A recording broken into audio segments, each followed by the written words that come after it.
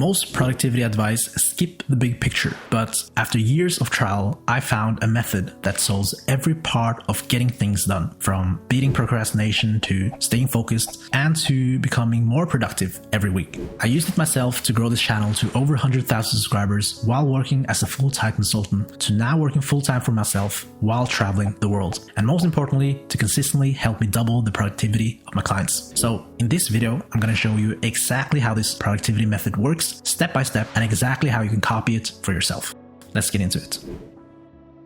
You've probably heard the story of the turtle and the rabbit. If you haven't, here's the gist of it. There's a race between a rabbit and a turtle. The rabbit is very fast, while the turtle is comically slow. But the winner of this race turns out to be the turtle. How? Well, while the rabbit moved fast, it just moved around aimlessly, while the turtle, although slow, went in the right direction and actually got there in the end. Most people today are like the rabbit. They're moving fast and they look productive from the outside, but they're actually aimless and they're never actually moving closer towards their goal. Now, of course, it would be better to be like a cheetah that runs in the right direction, and we'll actually get to that later in this video. But for now, being a turtle is way more productive than being a rabbit. So how do you apply this in real life? Well, you have to prioritize direction over speed. So how do you move in the right direction? It's simple. You need to be clear on the end destination. And the best method I found to do that is through the deathbed exercise. Imagine your old self lying on your deathbed with just 30 minutes left. What do you wish you had done more of? What do you regret wasting time on? What actually mattered and what didn't matter at all? And then reflect on these questions. What do you wish you had done more of? What do you regret wasting time on? What actually mattered and what didn't matter at all?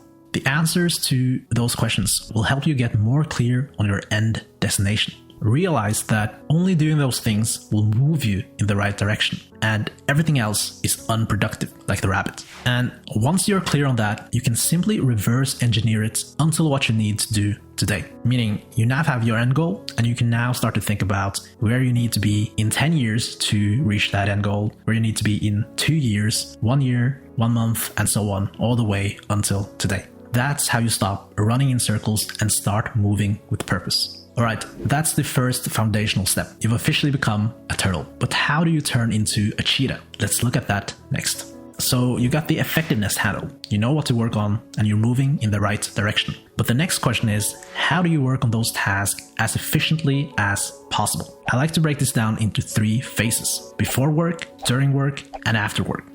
Let's start with before work.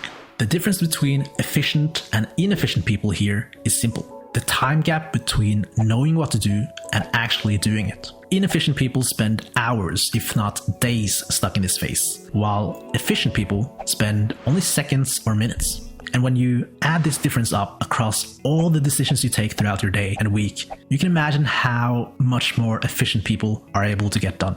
So the ability to minimize this time gap essentially comes down to your ability to deal with procrastination. And the ability to deal with procrastination comes down to the ability to deal with discomfort. The reason you want to procrastinate is because you want to escape the discomfortable feeling that comes up before doing any particular task. So how do you get better at dealing with the discomfort so you can minimize the time between knowing what to do and actually do it? Let me show you that next. One of my favorite techniques of dealing with procrastination is something called FBR, which stands for fast, bad, and wrong. This is how you use it. When you're about to do a big task or a task you tend to procrastinate on, just think FBR. Think that you're going to do it fast, bad, and wrong. This completely flips the whole dynamic.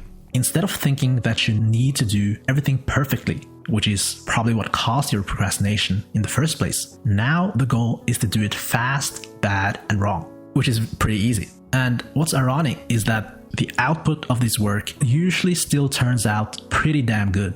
Now, FBR has helped me tremendously in making YouTube videos. It always felt like such a big task to sit down and create a new video, and it was easy for me to just procrastinate on it. But when I found out about FBR and implemented it, everything changed. Before making a video, I just thought FBR and started to move fast. And after just 2 or 3 rounds of FBR sessions, my video was good enough to be posted on YouTube. Okay, now that we handled the phase before work, what about the phase during work?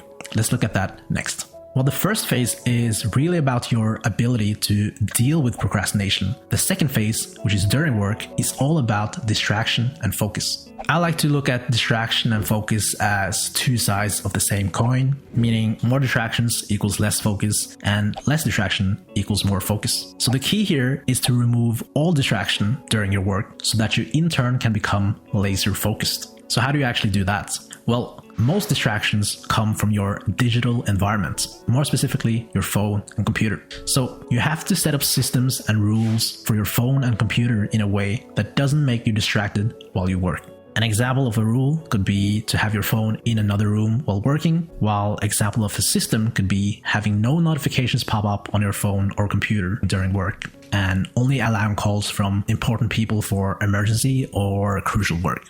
The mindset I want you to have while you set up your system and create your rules is this: how can I make it impossible with 0% chance to get distracted while I work? Sure, in real life, some distractions will still get through, but that's the mindset I want you to have, and that's what I want you to aim for. Okay, so we've tackled before and during work, but there is one more phase that can multiply your results after work, so let's get into it. In today's world, you have to think of yourself more like a knowledge athlete rather than just a worker. And what do athletes do after a match? They review the game, spot what worked, and plan how to do it better next time. Most knowledge workers don't do this. They finish their work and forget about it. In other words, they're leaving valuable insights on the table. But if you take just a few minutes to reflect, you can start to spot patterns, fix what's not working, and double down on what is. And here's how I do it in practice. At the end of each day or week, you can choose a cadence that works for you. You can simply ask yourself this: what went well, what was challenging, and what do I want to focus on for the next work session or week? If you do this consistently, you'll start to see trends in your work habits, and you can tweak and optimize them to continuously become more productive every week. Now, I know that was a lot of info and action steps, but don't try to fix everything at once. Rather, I recommend that you pick one part or phase and focus on that until you think you're at a decent level, and then move on to another phase. And if you want to fast track this, I also have a full productivity program packed with insights and actionable steps just like this, alongside with many other things to make you double your productivity and double your free time so you can use it on whatever matters to you, whether that's more time for hobbies, relationships, or even more work. And most of the people I worked with can testify to a minimum of doubling in their productivity. So if you're interested in that, check out the first link in the description below. And if you're interested in watching how to plan your month, week, and day effectively, check out this video over here. See you next time.